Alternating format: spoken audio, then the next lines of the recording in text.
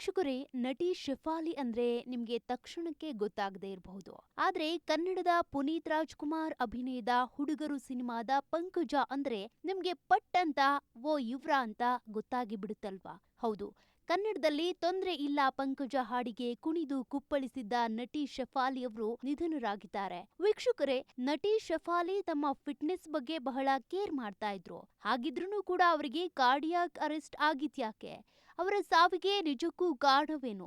ನಟಿ ಶೆಫಾಲಿಗೆ ಇದ್ದ ಕಾಯಿಲೆಗಳೇನು? ಅವರು ತಮ್ಮ ಸೌಂದರ್ಯ ಕಾಪಾಡ್ಕೊಳ್ಳೋದಕ್ಕೆ ಅಂತ ಏನೆಲ್ಲ ಚಿಕಿತ್ಸೆ ತೆಗೆದುಕೊಳ್ತಾ ಇದ್ರು? ಅವರು ತೆಗೆದುಕೊಳ್ತಾ ಇದ್ದ ಅನಗತ್ಯ ಚಿಕಿತ್ಸೆಗಳೇ ಅವರ ಸಾವಿಗೆ ಕಾರಣವಾದ್ವಾ? ಇದೆಲ್ಲದರ ಬಗ್ಗೆ ಇವತ್ತಿನ ವಿಡಿಯೋದಲ್ಲಿ ಹೇಳ್ತಾ ಹೋಗ್ತೀನಿ. ಅದಕ್ಕೂ ಮುನ್ನ ನಮ್ಮ ಈ ದುನಿಯಾ ಚಾನೆಲ್ ಸಬ್ಸ್ಕ್ರೈಬ್ ಆಗಿ, ವಿಡಿಯೋ ಇಷ್ಟವಾದ್ರೆ ಲೈಕ್ ಮಾಡಿ, ಕಮೆಂಟ್ ಮಾಡಿ, ಶೇರ್ ಮಾಡಿ. ವೀಕ್ಷಕರೇ, ಹುಡುಗರು ಸಿನಿಮಾ ಬಂದಾಗ ಬಹಳ ಫೇಮಸ್ ಆದ ಸಾಂಗ್ ಅಂದ್ರೆ ಅದು ಥೀಮ್ ಸಾಂಗ್ ಶಂಭೋ ಶಿವ ಶಂಭೋ ಆ ಸಾಂಗ್. ಆದ್ರೆ ಪಡ್ಡೆ ಹುಡುಗರ ನಿದ್ದೆಗೆಡಿಸಿದ್ದ ಸಾಂಗ್ ಅಂದ್ರೆ ಅದು ನಾ ಬೋರ್ಡು ಇರದ ಬಸ್ಸನ್ನು ಹತ್ತಿ ಬಂದೆ ಚೋಕರಿ ಅನ್ನುವಂತ ಸಾಂಗ್. ಹೌದು ವೀಕ್ಷಕರೇ, ಈ ಸಾಂಗ್ ಮೂಲಕ ಪಂಕಜ ಅಂತ ಕನ್ನಡಿಗರಿಗೆ ಪರಿಚಯವಾಗಿದ್ದ ನಟಿ ಮತ್ತು ಮಾಡೆಲ್ ಶೆಫಾಲಿ ಜರಿವಾಲಾ ಇವತ್ತು ಮುಂಬೈನಲ್ಲಿ ನಿಧನರಾಗಿದ್ದಾರೆ. ಜೂನ್ 27ರಂದು ಅವರಿಗೆ ಹೃದಯ ಸ್ತಂಭನ ಅಥವಾ ಕಾರ್ಡಿಯಾಕ್ ಅರೆಸ್ಟ್ ಆಯ್ತು. ಅವರನ್ನ ಕೂಪರ್ ಆಸ್ಪತ್ರೆಗೆ ಕರೆದೊಯ್ದ್ರೂ ಕೂಡ ಆಸ್ಪತ್ರೆಗೆ ಹೋಗುವ ಮುನ್ನವೇ ಅವರು ಮೃತಪಟ್ಟಿದ್ದಾರೆ ಅಂತ ವೈದ್ಯರು ತಿಳಿಸಿದ್ರು. ವೀಕ್ಷಕರೇ, ಶೆಫಾಲಿ ಅವರಿಗೆ ಮೊದಲೇ ಹೃದಯ ಸಂಬಂಧಿ ಕಾಯಿಲೆ ಇತ್ತ? ಅವರು ನೆಗ್ಲೆಕ್ಟ್ ಮಾಡಿಬಿಟ್ರಾ? ಬ್ಯೂಟಿ ಬಗ್ಗೆ ಇದ್ದ ಕಾನ್ಶಿಯಸ್ನೆಸ್, ವಯಸ್ಸು ಹೆಚ್ಚಾಗ್ತಾ ಇರೋದ್ರ ಬಗ್ಗೆ ಇದ್ದ ಭಯ, ಇದರಿಂದಾಗಿ ಆರೋಗ್ಯದ ಕಡೆ ಹೆಚ್ಚು ಗಮನ ಕೊಡ್ಲಿಲ್ವಾ? ಶೆಫಾಲಿ ಅವರು ಅನೇಕ ಮ್ಯೂಸಿಕ್ ಆಲ್ಬಮ್ಗಳು ಮತ್ತು ಸಿನಿಮಾಗಳಲ್ಲಿ ಕೆಲಸ ಮಾಡಿದ್ದಾರೆ. ಆದ್ರೆ ಕಾಂಠಾ ಲಗಾ ರಿಮಿಕ್ಸ್ ವಿಡಿಯೋ ಮೂಲಕ ಅವರು ಹೆಚ್ಚು ಪ್ರಸಿದ್ಧರಾಗಿದ್ರು. ಆನಂತರ ಸಲ್ಮಾನ್ ಖಾನ್ ನಟನೆಯ ಮುಜ್ಸೆ ಶಾದಿ ಕರೋಗಿ ಚಿತ್ರದಲ್ಲಿ ಅವರು ಕಾಣಿಸ್ಕೊಂಡ್ರು. ಶೆಫಾಲಿ ಹಲವು ರಿಯಾಲಿಟಿ ಶೋಗಳಲ್ಲಿ ಭಾಗವಹಿಸಿದ್ರು. ನಾಚ್ ಬಲಿಯೇ ಕಾರ್ಯಕ್ರಮದಲ್ಲಿ ಪತಿ ಪರಾಗ್ ಅವರೊಂದಿಗೆ ಮತ್ತು ಬಿಗ್ ಬಾಸ್ ಸೀಸನ್ 13ರಲ್ಲಿ ಭಾಗವಹಿಸುವುದರ ಮೂಲಕ ಜನಪ್ರಿಯತೆ ಗಳಿಸಿದ್ರು. ಇನ್ನು ಹುಡುಗರು ಸಿನಿಮಾದ ಪಂಕಜ ಹಾಡಿನಲ್ಲಂತೂ ಪುನೀತ್ ರಾಜ್ಕುಮಾರ್, ಯೋಗೇಶ್, ಶ್ರೀನಗರ್ ಕಿಟ್ಟಿ ಜೊತೆಗೆ ಬಿಂದಾಸ್ ಆಗಿ ಹೆಜ್ಜೆ ಹಾಕಿದ್ರು.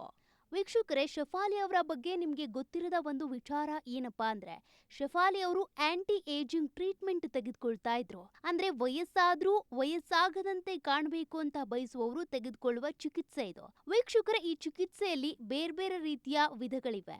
ಒಂದು ಬೊಟೊಕ್ಸ್ ಅಂದ್ರೆ ಬಾಟಲಿನಮ್ ಇಂಜೆಕ್ಟ್ ಮಾಡುವ ಚಿಕಿತ್ಸೆ ಇದು. ಇದರಿಂದ ಮುಖದ ಮೇಲೆ ಇರುವಂತ ರಿಂಕಲ್ಸ್ ಕಾಣಿಸೋದಿಲ್ಲ. ಇನ್ನು ಡರ್ಮಲ್ ಫಿಲ್ಲರ್ಸ್, ಇದು ಹೈಲುರಾನಿಕ್ ಆಮ್ಲವನ್ನ ಒಳಗೊಂಡಿರುವಂತ ಇಂಜೆಕ್ಷನ್ ಚಿಕಿತ್ಸೆ ಇದು. ಇದು ಕೆನ್ನೆ, ತುಟಿ, ಗಲ್ಲದ ಭಾಗಗಳಿಗಾಗಿ ಮಾಡಿಸಿಕೊಳ್ಳುವಂತ ಚಿಕಿತ್ಸೆ ಆಗಿರುತ್ತೆ. ಈ ಚಿಕಿತ್ಸೆಯನ್ನ ತೆಗೆದುಕೊಂಡವರು ವಯಸ್ಸಾದವರು ಕೂಡ ಮತ್ತಷ್ಟು ಯಂಗ್ ಆಗಿ ಕಾಣಿಸ್ಕೊಳ್ತಾರೆ. ಇನ್ನು ಕೆಮಿಕಲ್ ಪೀಲ್ಸ್ ಅನ್ನುವಂತ ಚಿಕಿತ್ಸೆ ಕೂಡ ಇದೆ. ಇದು ಚರ್ಮದ ಮೇಲ್ಪದರದ ಕಾಂತಿ ಹೆಚ್ಚಿಸುವ ಒಂದು ಟ್ರೀಟ್ಮೆಂಟ್. ಈ ಟಿಶ್ಯೂ ಪೇಪರ್ ಗಿಂತಾನು ತೆಳುವಾದ ಒಂದು ಸ್ಕಿನ್ ಲೇಯರ್ ಅನ್ನ ಫೇಸ್ ಮೇಲೆ ಹಾಕಲಾಗುತ್ತೆ. ಅಂದ್ರೆ ನಿಮ್ಮ ಒರಿಜಿನಲ್ ಸ್ಕಿನ್ ಜನರಿಗೆ ಕಾಣಿಸೋದಿಲ್ಲ, ಬದಲಿಗೆ ಈ ಒಂದು ಕೃತಕ ಸ್ಕಿನ್ ಲೇಯರ್ ಏನಿದೆ ಅದು ಕಾಣಿಸುತ್ತೆ. ಅದರಿಂದಾಗಿ ನಿಮ್ಮ ಸುಕ್ಕುಗಳು ಕಾಣಿಸಲ್ಲ ಜನರಿಗೆ. ಹೀಗೆ ಬೇರೆ ಬೇರೆ ರೀತಿಯ ಫೇಸ್ ಟ್ರೀಟ್ಮೆಂಟ್ ಗಳಿದಾವೆ. ಇಂತಹ ಟ್ರೀಟ್ಮೆಂಟ್ ಗಳನ್ನ ನಟಿ ಶೆಫಾಲಿ ಅವರು ಕೂಡ ತೆಗೆದುಕೊಳ್ತಾ ಇದ್ರಂತೆ. ಅನೇಕರು ಈ ರೀತಿಯಾಗಿ ವಯಸ್ಸಾದವರು ಕೂಡ ಯಂಗ್ ಆಗಿ ಕಾಣಿಸ್ಕೊಳ್ಬೇಕು ಅಂತ ಹೀಗೆ ಲೇಸರ್ ಟ್ರೀಟ್ಮೆಂಟ್, ಇಂಜೆಕ್ಷನ್ ಟ್ರೀಟ್ಮೆಂಟ್ ಅನ್ನ ತೆಗೆದುಕೊಳ್ತಾರೆ. ಆದ್ರೆ ಇದರಿಂದ ವಯಸ್ಸು ಕಡಿಮೆ ಆಗೋದಿಲ್ಲ, ಬದಲಿಗೆ ವಯಸ್ಸನ್ನ ಮರೆಮಾಚುತ್ತೆ ಈ ಟ್ರೀಟ್ಮೆಂಟ್.